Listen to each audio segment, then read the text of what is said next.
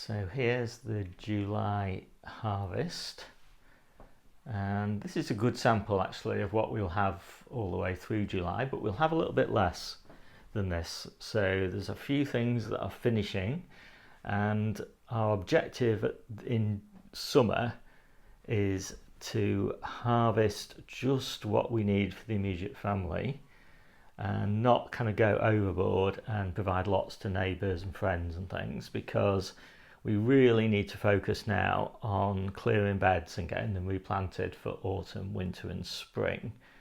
And so our objective is basically just to fill this table every week of the year. So I'll just quickly talk you through so you can see the sorts of things we've got and what's finishing and what's starting. So prolific amounts of chard now, which is great because we'll have a bit less spinach going forward. We've had peas now since the end of April, I think, and this is the last of, well, the penultimate harvest anyway of the peas, and then we'll have some late peas, but for all through July and August we probably won't have any more peas. And we've got cauliflowers, calabrese, small cauliflowers. We'll probably have those most of the time in summer. Beetroot, of course, we'll have all the way through summer. We've got loads of that. This is, I think I've got 2 or 3 weeks left of the spring, early spring grown beetroot. That's why it's so big, but it's still beautiful and tender. These little courgettes here. We've run out of onions in the store, so we started picking fresh onions again. Got quite a nice harvest now of French beans, plenty to be going, quite a few tomatoes, a decent number of courgettes and just a few straggly turnips left over. We won't have any turnips in summer, and we don't have radish either at the moment. We don't grow radish until autumn again. And then we've got loads of fruit, and this is just a sample on the table of bits and pieces of fruit that we'll be harvesting through summer. We normally harvest and process on the same day. We've got the salad potatoes, more fruit, then baking potatoes. We'll have obviously those all the way through the year, as well as new potatoes or salad potatoes all the way through the year. These are the carrots from the ground. These are the carrots from the tubs. I like these are better quality, I always think, so they're the ones that go in the salads. That is the last harvest though from tubs. So from now on, it's all harvested from the ground, which is brilliant, and we'll have carrots all the way through the year.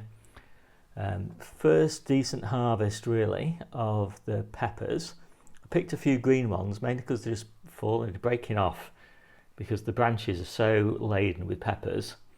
I also picked a few that are just starting to ripen up, but they'll be ripe by the end of the week. That is the last harvest of broad beans, so it's good that we've got plentiful French beans, otherwise we'd be without beans. Got 3 salad mixes there, loads of cucumbers. This is, I think, is the 250th cucumber that we've harvested this year so far. A really nice harvest of brassicas, including these little red cabbages. I just needed to clear the beds for the purple sprouting broccoli, and that's why I picked them so small, but they're gorgeous small, so I'm not really complaining. We'll have loads of red cabbages all the way through late summer and autumn and into winter. And we've got quite a lot at the moment of these little blown sprouts off the early sprout plants. I love blown sprouts, absolutely gorgeous. Loads of currants, of course, at the moment, and cherries and things like that.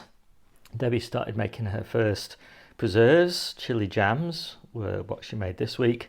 I think she made about 7 or 8 jars of those.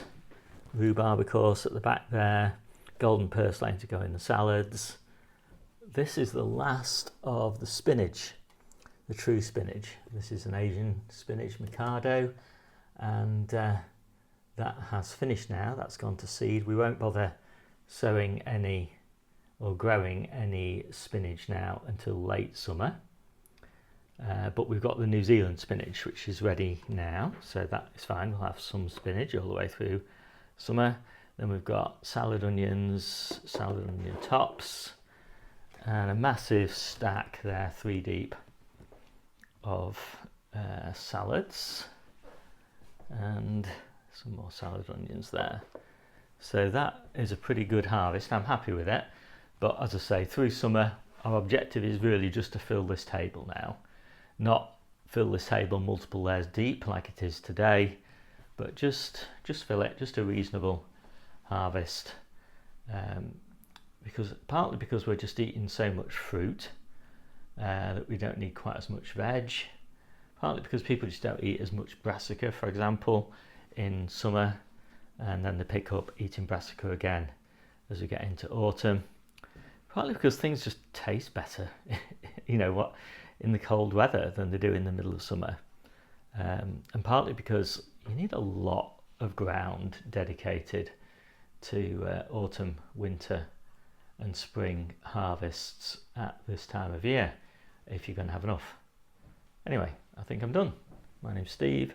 This is the Seaside Kitchen Garden and Allotment channel, and I'll see you soon.